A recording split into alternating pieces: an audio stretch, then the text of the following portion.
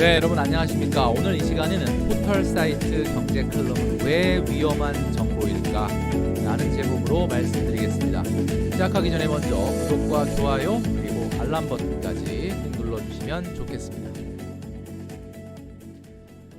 네, 우리가 이제 경제 칼럼들을 포털에서 보면 많이 보죠. 경제 전문가분들이 이제 경제 예측이라든지 또 앞으로 벌어질 경제 상황에 대해서 이야기해 줄 때가 많고 우리는 그걸 많이 참고하기도 합니다. 자, 그런데 경제 전문가라고 하시는 분들, 자, 과연 이분들은 어떤 분일까요? 자, 대체적으로 뭐 교수분들, 뭐 그리고 방송에 자주 나오시는 경제 전문가분들인데 뭐 이런 분들이죠. 제가 살펴보니까 일단 경제 경영학과 교수님들이 좀 계십니다. 경제 경영학과 교수님들. 자, 그리고 경제 관련 단체들이 많이 있는데 그런 단체들의 어떤 전문위원이라든지 또는 무슨 협회 회장님이라든지 이런 분들이에요. 그리고 방송인, 그러니까 경제 관련된 전문적인 방송을 하는 방송인들도 있습니다. 자, 그런 방송인들이 좀 있고, 그 다음에 이제 유튜버, 요즘은 뭐 경제 관련 유튜버, 뭐 저를 포함해서 많이 계신데, 이런 분들이 이제 주로 방송에 나오게 된다라는 거죠. 자, 그런데 이분들이 이야기하는 경제 예측이라든지 예상이라든지 전망 이런 것들을 개인적인 재테크에 활용하시는 분들이 많이 있을 거라고 생각을 합니다. 어떤 경제적인 판단을 할 때. 자, 근데 그들 말에는 공통점이 있습니다. 경제 전문가들이 이야기하는 말에 공통점. 바로 어떤 공통점이 있느냐?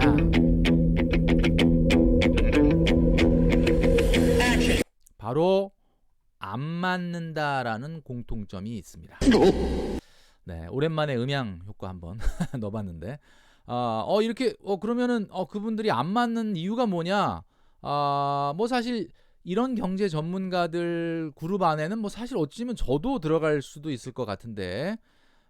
왜냐하면 뭐 저도 이제 경제 칼럼을 많이 쓰고 있죠. 뭐 실제 은행의 사보라든지 그다음에 이제 공식적인 예상이나 전망이나 이런 거를 하는 거는 제가 뭐 월간지, 뭐 주간 조선, 뭐 신동아 이런데 이제 예상을 했었는데 뭐 다행히 저는 많이는 안 했기 때문에 그 동안에 뭐 주식이 어떻게 될 것 같냐, 부동산이 어떻게 될 것 같냐, 뭐 경제가 어떻게 될 것 같냐라는 전망은 뭐 크게 빗나가지는 않았던 것 같아요. 많이 하지 않았기 때문에.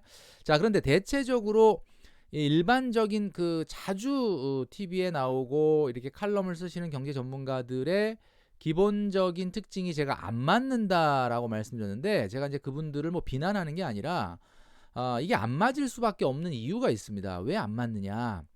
자, 이것이 바로 성급한 일반화의 오류 때문이죠. 그러니까 이거는 그분들이 성급하게 일반화했다라는 게 아니라 받아들이는 사람들이 해석하는 데 있어서의 일반화를 많이 범하게 된다.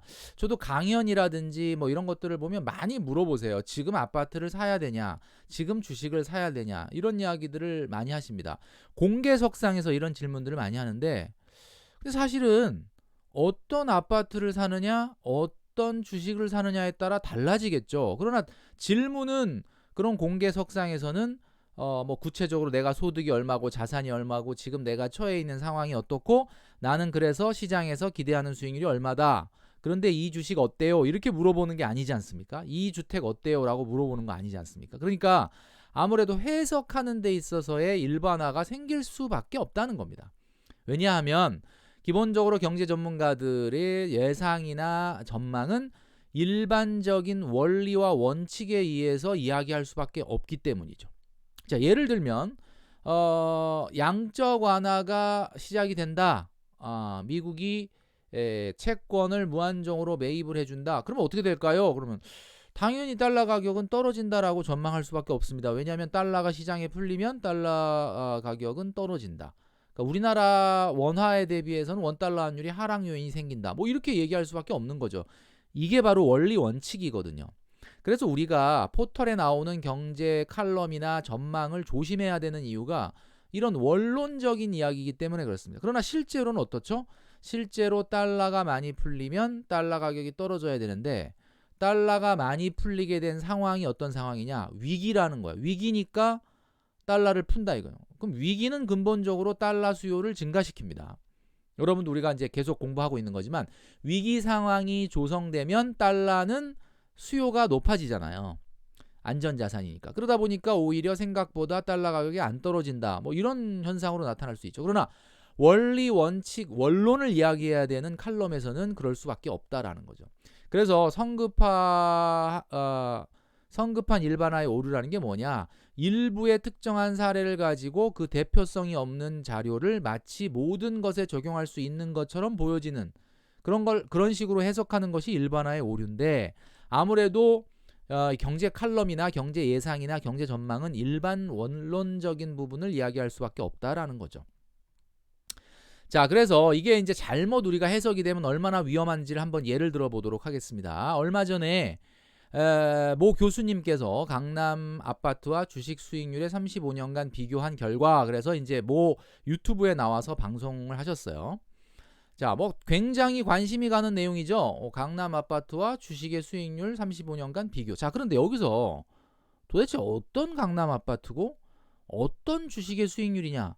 사실 이런 것은 일반화라고 하는 것에 묻혀서 그냥 넘어가 버리는 거예요. 그러니까 일반적으로 생각할 때는 내가 뭔가 좀 강남 아파트에 앞으로 투자를 해봐야 되겠다, 좀 이런 사람이 있다면 이런 걸 이제 관심 있게 보겠죠. 자, 그런데 이제 교수님이 뭐라고 얘기하느냐?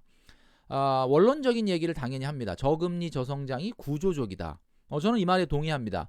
그러니까 한마디로 말해서 지금은 경기가 순환하는 사이클에서의 지금 안 좋은 국면이라는 뜻이 아니라 구조적으로 과거에 비해서는 저금리 저성장이 고착화되어 있다. 뭐 저도 이거엔 어느 정도 동의를 해요. 원론적인 이야기를 하십니다.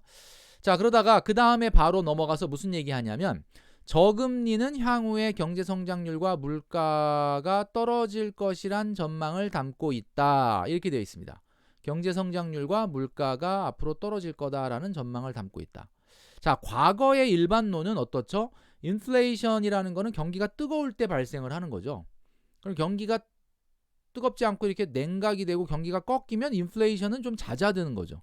이게 일반적인 원론이기 때문에 이 교수님은 또 이 얘기를 하는 거예요. 자, 그런데 요즘 어떻습니까? 제가 이제 과거 영상을 통해서 몇 번 말씀을 드렸지만, 지금은 금리가 낮고 저성장이고 경기가 안 좋음에도 불구하고 물가 상승률이 굉장히 높죠. 특히 이 미국 같은 경우는 지금 현재 뭐 글로벌 공급망의 문제, 뭐 코로나로 인해서 뭐 여러 가지 이유가 있겠지만 지금 스태그플레이션이라는 얘기를 하고 있어요. 스태그플레이션이 뭡니까? 경기는 굉장히 안 좋은데 인플레이션은 굉장히 강한 뭐 그런 상황이죠. 공급이 좀 딸림으로써 생기는 어떤 인플레이션.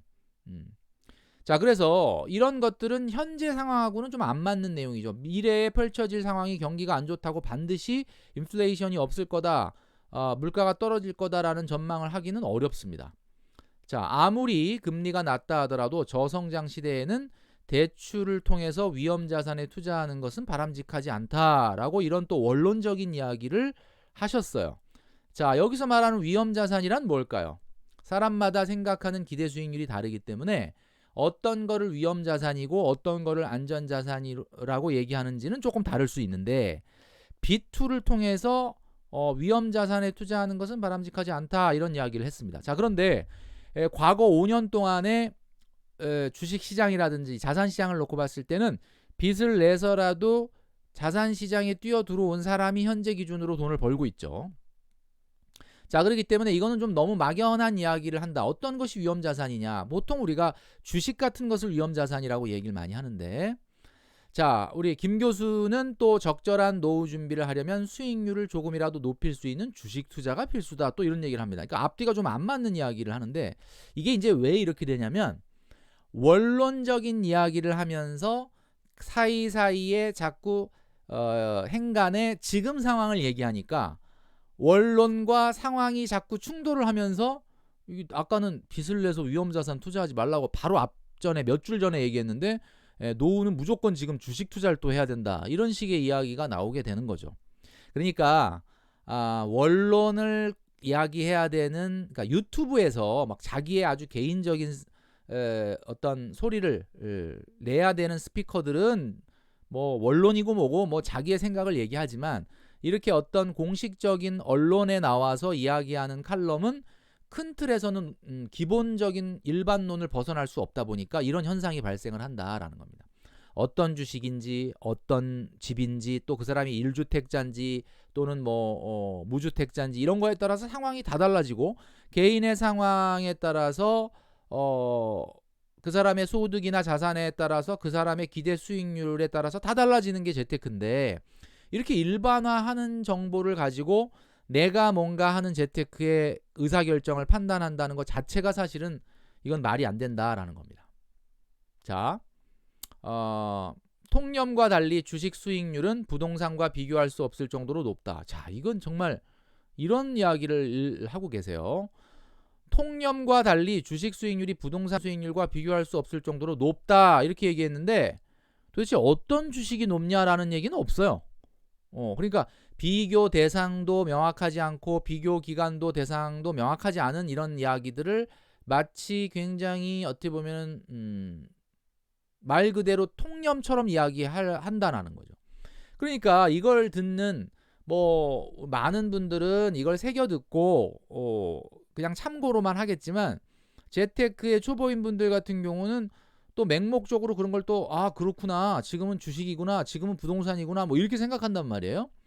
자, 그래서 여기에 이제 들고 나온 이야기를 하신 것이 이제 모 유튜브에 나와서 이야기하신 건데, KB국민은행 아파트 가격 지수에 따르면 1986년부터 2021년까지 그러니까 약 한 5년 정도간의 강남 아파트 가격 지수는 9배 정도 상승했다, 이런 이야기를 하시거든요.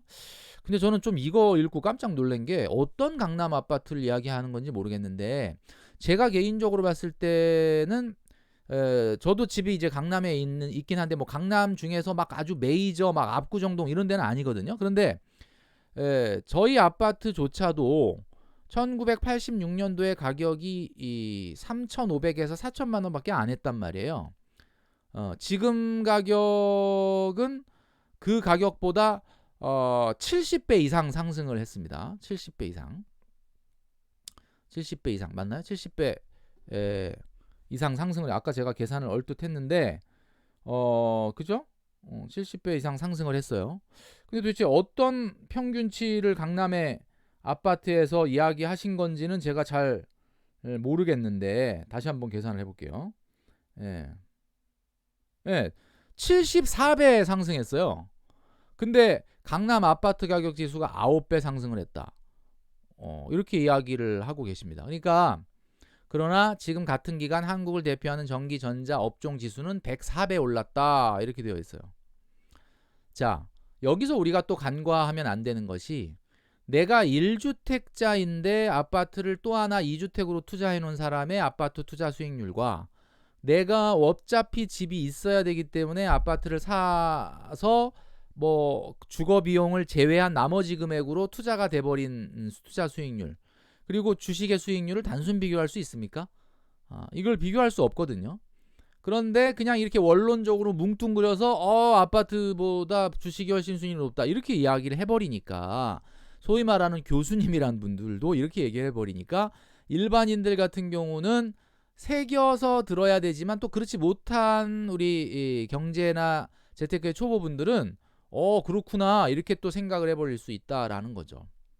이게 이제 어느 시점에 어떤 아파트를 가지고 이야기한 건지 조금 저는 의아하다라는 생각이 들고, 그리고 실제 아파트라고 하는 건 1주택자 같은 경우는 갭 부분만큼을 주식 투자 원금으로 봐야 되지 않습니까? 예를 들면 10억짜리 아파트가 있다 그러면 7억 원은 전세 가격이다. 그러면 전세 가격은 원래 그 아파트를 사지 않았어도 지불해야 될 돈, 주거 비용이기 때문에 실제 아파트에 투자한 금액은 갭 3억이란 말이에요. 자, 이걸 놓고 봤을 때 주식 시장에서 평균적인 지수보다 떨어지는 아파트가 대한민국에 있느냐? 그것도 서울에. 제가 봤을 때는 없거든요. 그러니까 이렇게 원론적인 이야기가 얼마나 사실 좀 황당한 이야기가 될 수 있는지 우리가 조심해야 된다라는 말씀을 드립니다. 김 교수는 내년 전 세계 경기가 꺾이면서 집값이 떨어질 수 있고, 자, 또 원론적인 이야기를 합니다. 경기가 떨어지면서 집값이 떨어질 수 있고, 자, 이 얘기는 무슨 얘기입니까? 경기가 꺾이면 집값이 떨어진다. 자, 그럼 그동안에 집값 엄청난 상승은 경기가 좋아서 상승한 걸까요? 그렇지 않습니다. 지금 그동안에 우리가 수많은 아파트 가격의 상승을 봤는데 그것은 경기가 오히려 안 좋은 국면으로 가면서 자금들이 다른 곳으로 빠져나가지 않고 아파트라고 하는 안전자산으로 몰리면서 생긴 거기 때문에 지금의 아파트 가격의 폭등은 다분히 경제 저성장에 기초하고 있다라는 부분을 말씀을 드렸죠. 그런데 또 원론적인 이야기를 하고 있다라는 이야기입니다. 향후 4년 5년 사이에 부동산 시장이 본격적인 하락 사이클을 맞을 수 있다. 그러니까 이분이 이제 주식을 해야 된다라는 어떤 배경 설명을 하면서 이런 이야기를 하신다라는 거죠.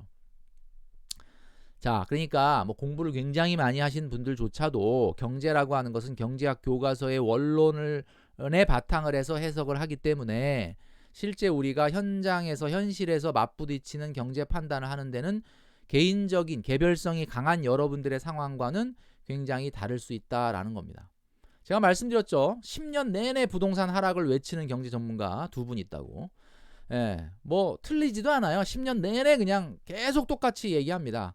뭐 고장난 라디오도 아니고 뭐 계속 폭락 하고 있는데 뭐 고장난 시계도 하루에 2번은 맞는데 10년 내내 한 번도 못 맞춘단 말이죠.